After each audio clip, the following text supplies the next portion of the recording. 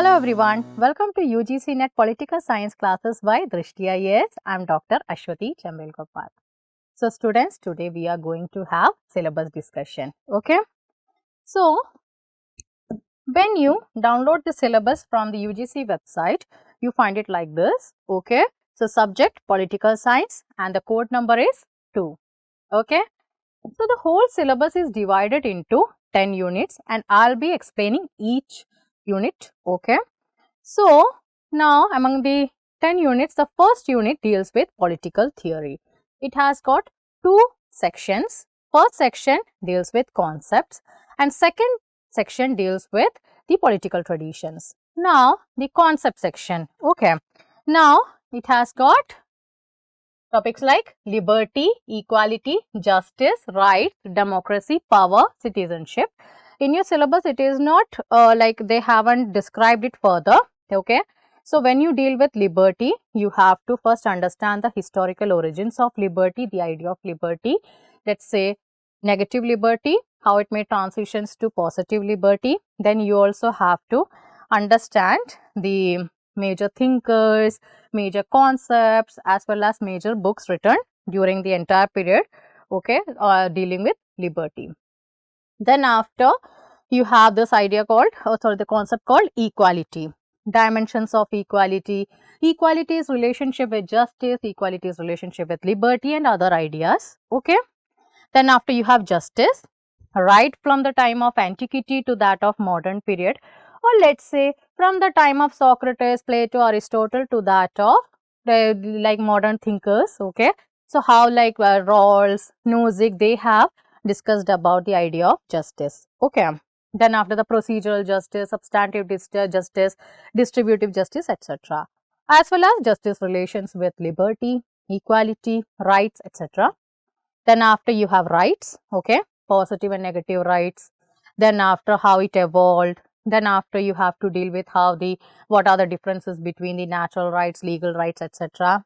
Also about the historical origins, and there are many thinkers associated with it, okay. Then after you have ideas of democracy, right from Greek time to that of modern period, we have to deal with very long list of thinkers, okay.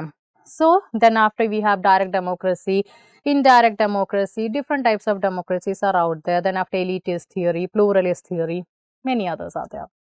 Then after power, forms of power, Luke's theory. Then after you have the elitist theory. Then after the Marxist thinkers like Althusser, how they have discussed about the nature of power, okay, like in the ideological apparatus of state, as you people must have read about it in your bachelor's, as well as those who are currently doing their masters, they must have read about Althusser.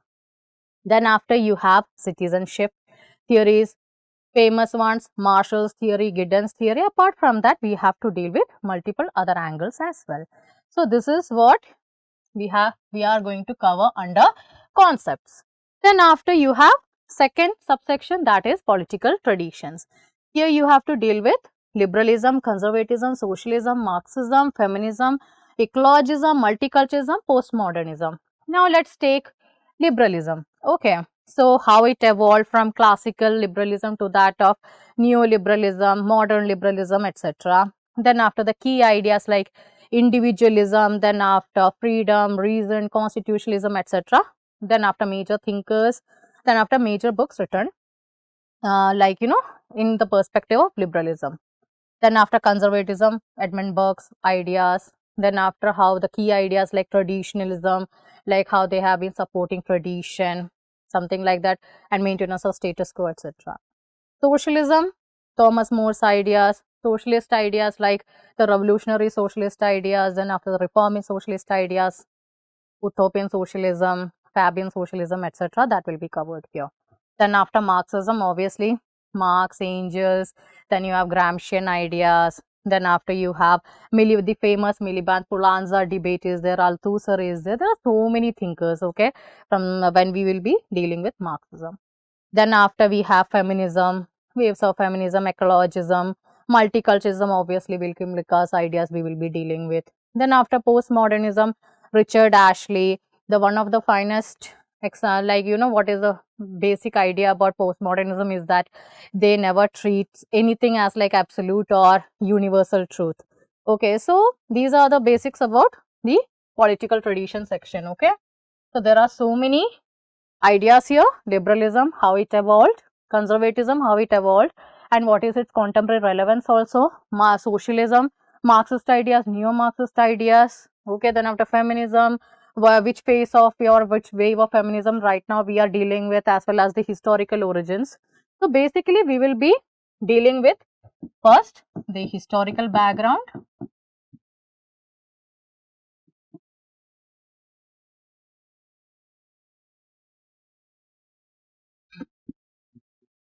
key concepts,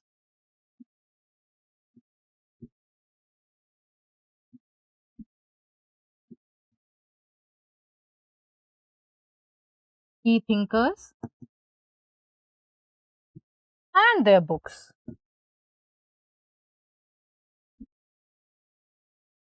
Then after arguments, counter arguments, etc. Okay, so now we move to our second unit that deals with political thought.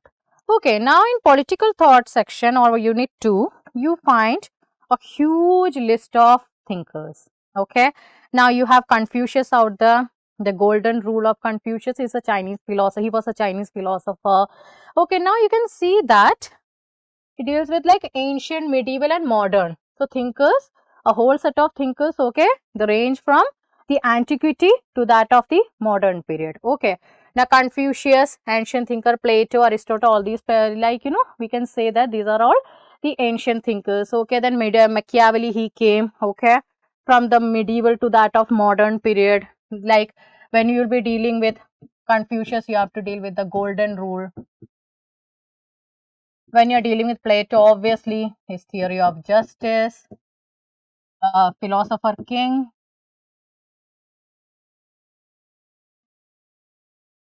then after his ideal state, and there is a whole set of things we have to understand about Plato. Then after Aristotle, his theory of slavery, justice, revolution, etc. etc. Machiavelli, two principal books, Prince and Discourses. Okay, we get to know about the politics of Italy during those days. Okay, then after Thomas Hobbes, Locke, Rousseau, social contract thinkers. Now we will also understand, there is a key to understand these three. Okay, we can just first start with the how they have portrayed the human nature, state of nature, and thirdly the social contract. Okay, so this is the key to understand these three. Then you have George Wilhelm Friedrich Hegel. Okay, the famous guy who has given the ideas about the German idealism. So this is how, students, we have to deal with these thinkers. Okay, so again we can use this also: historical background, key concepts, key thinkers, etc. Okay, similarly Mary Wollstonecraft, feminist thinker. John Stuart Mill, okay, his ideas on how he, developed his ideas through the Jeremy Bentham's utilitarianism, the hedonistic, like calculus and many other theories are out there. Then after his views on women, then after his views on liberty, so many things are there. Karl Marx, you have a whole set of theories out there: theory of alienation, the surplus value, many things are there, class conflict. Then after their idea on dialectical materialism, historical materialism, the relation between the base and superstructure, etc. Antonio Gramsci, the famous hegemony theory. Hannah Arendt, views on totalitarianism, modernity, etc. Franz Fanon, post-colonial thinker. Mao Zedong's the guerrilla warfare and how he formed the Chinese government out there. Many things are there. John Rawls, his famous distributive justice, egalitarianism, original position, many other things are out there. So here we come to the conclusion of our unit 2 that deals with the political thought. Then after we have Unit 3 that deals with Indian political thought. Again, here also we find ancient, medieval and modern thinkers. So, ancient, then after medieval, then you have all these thinkers to that of modern period. Okay. Now, Dharma Shastra, we have to study about Manusmriti, Dandaniti, Dharmaniti. Then after the ideas of kingship and many other things in Dharma Shastras. Then after Kautilya, obviously the Saptang theory is there, Mandla theory is there, his theory on espionage and many other things are there with reference to Kautilya or Chanakya. Then after Aganna Sutta, the famous one, the Buddhist theory. Okay. Then after Ziauddin Barni, how he developed his own political thought during the period of Tughlaqs or the Delhi Sultanate. Then Kabir's famous Begumpura, okay, how he creates an idealistic world. Then after you have Pandita Ramabai from the modern period, okay, earlier social reformer. Then you have Bal Gangadhar Tilak, nationalist Swarajis, okay, Swami Vivekanand, his spiritual nationalism, okay. Then you have Rabindranath Tagore, his criticism of nationalism. Then after what sort of ideas he has developed also. Then after then we have Mahatma Gandhi's ideas on Swaraj, self-rule. Then after Oceanic Circle theory. Then after Nai Talim, civil disobedience. Then after the notions of Satyagraha, there are so many things, okay, to cover under Mohandas Karamchand Gandhi. Then Sri Aurobindo also, okay. Then after we have to understand about Periyar, E.V. Ramaswamy, self-respect movement. Then after Muhammad Iqbal's, how he has, that humanism of Muhammad Iqbal, M. N. Roy's radical humanism, new humanism. Then V.D. Savarkar's ideas on Punyabhu, Pitrabhu. These are just only not covering the whole, but just I am giving a kind of a idea what they have, like the major ideas, okay, but it is not all comprehensive. Then after Dr. B.R. Ambedkar, his political, social, economic views. Then after the parties which he has formed.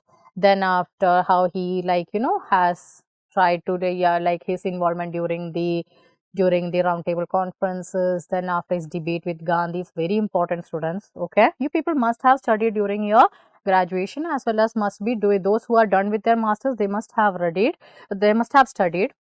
Those who have read in there or they are studying currently masters, they must be reading about Dr. B.R. Ambedkar. Jawaharlal Nehru, scientific temper, modern India, how to create modern India, his ideas are there. Then after Ram Manohar Lohia, socialism. Then after Jayaprakash Narayan's total revolution and many other principles are there. Okay, Deen Dayal Upadhyay's integral humanism, or we call it as the Ekatma Manavad. So, that's how we come to the conclusion of our unit 3 that deals with the Indian political thought. Okay. Now, we move to our unit number 4. Now, unit number 4 deals with the comparative political analysis. Now, this unit is also very vast one, okay. You have many areas to cover, okay. Now, let's start. To understand any theory, you have to first understand the approaches. Like under approaches in comparative political analysis, you have to deal with institutional theories, political culture approach. Then after you have the system approach, political economy, new institutionalism, comparative methods, etc. that you have to deal with. There are so many thinkers out there, so many scholars are out there who had given their contribution to this subject, like David Apter, Alman and Powell, Sidney Verba, so many names are there. And I will, during my course, I will be dealing with each one of them. Then we have to study about nationalism. Okay, this is not something a very small area, but rather nationalism, they have different types of theories are there with reference to nationalism, like primordialism, instrumentalism, perennialism, modernism. There are so many theories, okay, and so many scholars also that we have to read. Colonialism and decolonization processes, okay, how it actually forms of colonialism. Then after the theories of imperialism. Then after anti-colonial struggles, how decolonization procedures started in the world. These all things we will be discussing in the nationalism section. I will also be teaching about the European nationalism as well as the non-European nationalism. Okay. Then after, we have to understand the theories on state. Okay, Marxist, liberal and different socialist perspectives are there. Okay. Then after, the types of political regimes, democratic regimes are there, non-democratic regimes are there. Even under democratic regimes, you have different types of, liberal, majoritarian, participatory, electoral, etc. When we deal with the non-democratic regimes, military dictatorships, one party systems, then after you have like some sort of, not one party system, one party dominance. Okay. Then after, we can say that one party like system where only one party is allowed to contest elections. Okay. So like we have the best examples from many countries in the world. Okay. Then after, you have this called totalitarianism, authoritarianism, different types of non-democratic setups are there. Okay, fascist systems and bureaucratic authoritarianism, etc. Then after, we will be dealing with democratization, constitutions as well as the constitutionalism. Okay. So under which we will be discussing about forms of constitutions, rule of law, judicial independence, liberal constitutionalism, emergency powers and crisis of constitutionalism, etc. Then after, we have theories in development. Okay. Now, like when we discuss about development, we have multiple areas, theories on underdevelopment, dependency theories. Okay, dependency theories are one of my favorite. Okay, you get to read about Andre Gundry Frank, okay, Samir Amin and many others are there. Okay, dependency theories, modernization, then world system theory, Manuel Wallerstein's world system theory, development and democracy. Then after, you have structures of power. Okay, where you will be discussing about the ruling power, power elites, then after democratic elitism. Okay. Then after, we have political parties, party system, interest groups, social movements, new social movements. What are the link between the social movements and new social movements? How it actually developed, or how the transition was made from social movements to that of new social movements. Okay. Then after, the importance of pressure groups, interest groups in a political system. Okay. What are the what we say major roles played by them and how they influence the political outcomes? These all things we will be discussing here. Okay, then after, theories on revolution also will also be covered. Now, we move to our fifth unit, that is international relations. Again, here also we have to study approaches. Okay, when we are studying about approaches to the study of international relations, there are so many theories. Okay, idealism, that like we have to understand the historical background. Okay. Now, historical context in which these actually ideas or concepts were developed. Idealism immediately after what we call it as the First World War. Okay. So, how it evolved during that period. Then after, idealism was criticized by realism. Then after, you have structural Marxism, neoliberalism, then after neorealism is there, then social constructivism, then after postmodernism, critical international theory, feminism, etc. So, these all approaches we will be covering it here. Then we have to deal with the concepts in IR.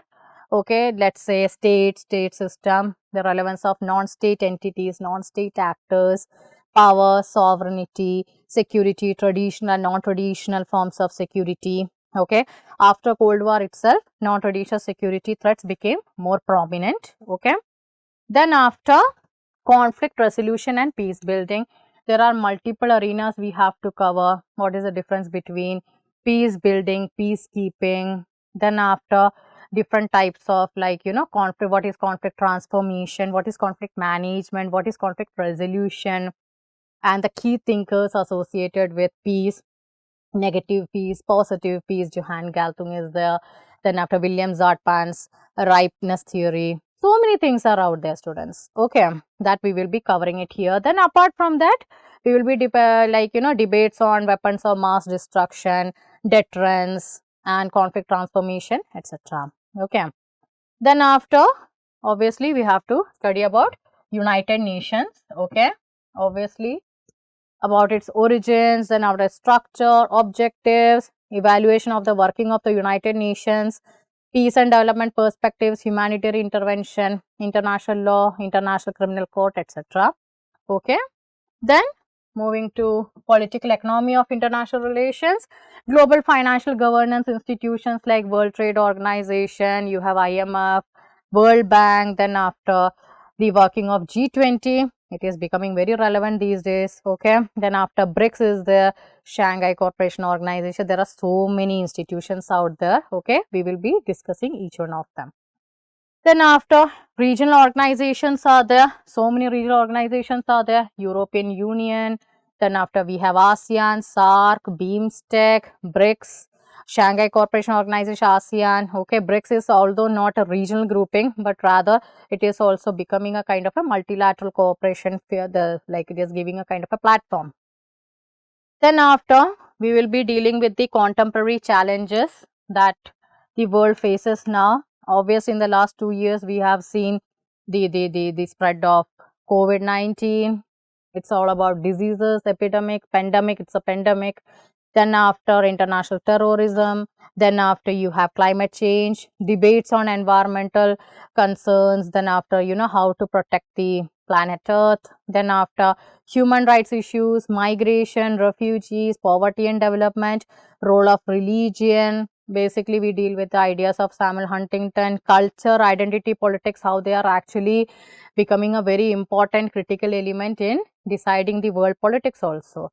So, this is all about the gist of Unit 5, International Relations. Now, we move to India's foreign policy. Now, you can see that it's a relatively smaller unit as compared to the others. Okay. So, we have to deal with the perspectives and determinants of India's foreign policy. India's relation with major powers like UK, USA, earlier USSR, now Russian Federation, China, Japan and many other major powers in the world. Okay. Then after India, some engagement with the multipolar world. Okay, multiple countries are out there. Okay, many powerhouses are there across the world. So how we are actually dealing with them, our nuclear policy is there. Then after how we are discussing, or sorry, how we are actually engaging diplomatically with the BRICS, ASEAN, Shanghai Cooperation Organization, African Union, Gulf Cooperation Council. Then we have we can actually also include Quad also. Then after Southern African Development Community, African Union, etc.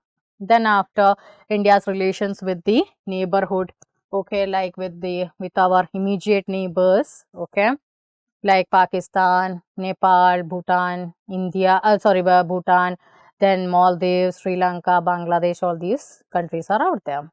Gujarat Doctrine, non-reciprocity towards smaller neighbors. Then Look East policy, which now translated to Act East policy. Okay. Then after we have Look West policy also. Then after India and the international regimes. Okay. Then after how India is responding towards the contemporary challenges, maritime security issues, energy security, different types of military exercises that India is conducting with many countries in the world. Then after environmental security, migrants, refugees, water resources, so many issues are there. Okay. So, this comes to the conclusion of our 6th unit, India's foreign policy. Now, we move to our next unit, that is Unit 7, Political Institutions in India. Here, you have to study about many articles from the Constitution. Okay. Now, first of all, we will be dealing with making of the Indian Constitution. Then after about the Constituent Assembly, its formation and many other things. Philosophy of India's Constitution, from where we find it, preamble, fundamental rights, directive principles of state policy. Then after constitutionalism, okay, in India, that will also be included. Then we have union executive, union parliament, judiciary, okay, then after executive and legislature in the states. Then after nature of federalism in our country, okay. Then after local governance, the Panchayati Raj institutions that we will be dealing with here, as well as the how the 73rd and the 74th Amendment Act. Then after electoral processes and political parties in India. So, these things actually we will be discussing. Okay. Then after we will also be discussing about the working of the constitutional and statutory bodies. Okay. So, this is all the gist about our unit number 7. Okay. That deals with the political institutions in India. Now, we will be dealing with the next unit, that is unit number 8. Okay, that is about political processes in India. Earlier it was about the political institutions. Now we will be dealing with political processes. Okay, so for that we have to understand the nature of the state. Okay, when you deal with the nature of the state, you must have read about the liberal approach, then after the Marxist approach, Gandhian approach, socialist approach, etc. Okay, the economy and the developmental patterns also which are out there. Okay, then after you have the process or of globalization, how India has dealt with the globalization. Okay, then the rise of identity politics in India, the role of religion, tribe, caste, class, religion, language, etc. that we will be discussing here. Then social movements, there are different types of social movements in our country. Okay, Dalit, tribal, women, farmer, labor, etc. Then you have civil society groups here in our country. Okay, like non-party based, party based, or like civil society groups. Okay, non-governmental organization, non-party social formation, social action groups, etc. Then we have the next unit, that is regionalization of Indian politics. As you know that when you look up to our Indian political system, in our Indian politics, okay, during elections you come across so many state parties are out there. Okay, so how they developed. Okay, then after reorganization of Indian states that happened during the mid 1950s, then after states as political and economic units, then after sub-state regions, regional disparities, demand for new states, etc. All these things we will be discussing. Then after gender and politics in India. Okay. Now how we will be discussing about issues of equality and representation issues are there that we will be dealing with. Okay. Then after ideology and social basis of our political parties. Okay. Now we know that there are so many political parties, so how are they distinctive from others? Okay, so we have to understand their ideology, different, like whether they are from the centrist parties, right wing parties, left wing parties. Okay, what are their ideologies? So all these things we need to study about. National parties, state parties, etc. Then after electoral politics, participation, contestation, representation, as well as the emerging trends that are there in our like in our Indian politics. Okay, so this is all about our unit number 8. Okay, now we quickly move to our unit number 9 that deals with public administration. This is one of my favorite unit. Okay, obviously we have to study first about the evolution of the discipline. Okay, and then after the public private administration. Okay, the approaches, system theory, decision making, ecological approach, etc. Then after public administration theories and concepts, scientific management theory, Taylor's theory, then rational choice theory, new public administration, development administration, comparative public administration, new public management, how it actually evolved from, like, public administration then to that of the new public management, changing nature of public administration thereof, liberalization and globalization.